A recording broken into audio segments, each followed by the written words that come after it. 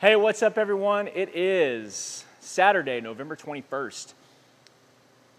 Hope you're having a good Saturday so far.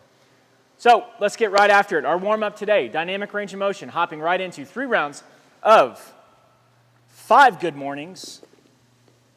The bar on our back. 5 good mornings. 5 snatch grip push press from the back with a dip, drive, and lock out over the top. And then 5 overhead squats. Going right into, after those rounds, our snatch warm-up. Getting ready for power snatch today. A little out of the ordinary on a Saturday, so we're going to do some strength training first. Let's hit our power snatches for the day. We're going to do 3 sets of 5, 3 sets of 3, and then 3 singles.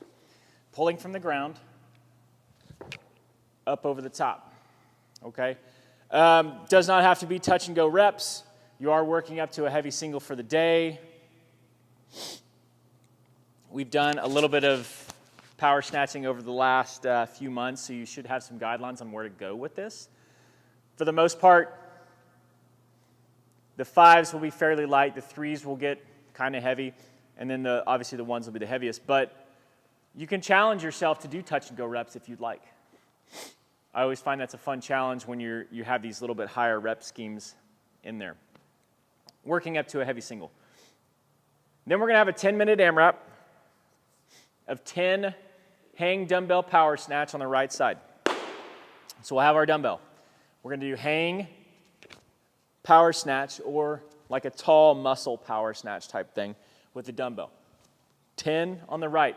Then you're going to jump into 10 dumbbell shoulder to overheads on the right.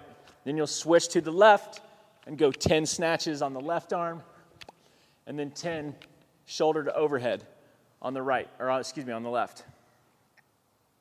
And then you'll do 20 sit-ups. However you want to do them. They can be straight leg, they can be butterfly, whatever. Shoulder to overhead, let's talk about that for a minute. Your most efficient way is going to be a push press. Dip and drive up over the top. I recommend, if you can handle the weight, knock them all out push press. But as you start getting tired, let's say at like rep 6, you're like, man, I don't know if I can do any more of these. That's when you can switch to a push jerk, okay, to finish it out. That way you're not having to take a break, waste time and energy and effort and having to pick the dumbbell back up, because you're going to have to break anyway, potentially after the right side. I did miss something in there, and I see it now. So 10 on the right, then 10 pull-ups, and then 10 on the left, snatches and shoulder overhead, and then 20 sit-ups. Those pull-ups are going to be a big difference.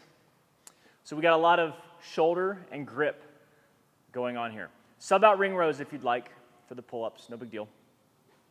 Scale the number of pull-ups down if you'd like. It's a 10-minute AMRAP, so the time will go pretty quick. Time on the rounds for this is probably going to be like, I don't know, 1.5 to 2 minutes. So 5-ish rounds maybe. Maybe more, maybe less. I think on average, probably 4 to 5 rounds, somewhere in there.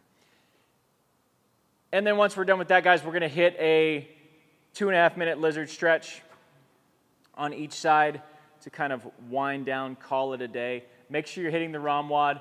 Make sure you're getting some good shoulder stretches in throughout the day, since we just did a bunch. I just glossed over that one too. Guys, we're going to hit a banded shoulder distraction with the ring row, or the ring straps. 2 times 1 minute on each side with that, as well as the 2.5-minute lizard stretch.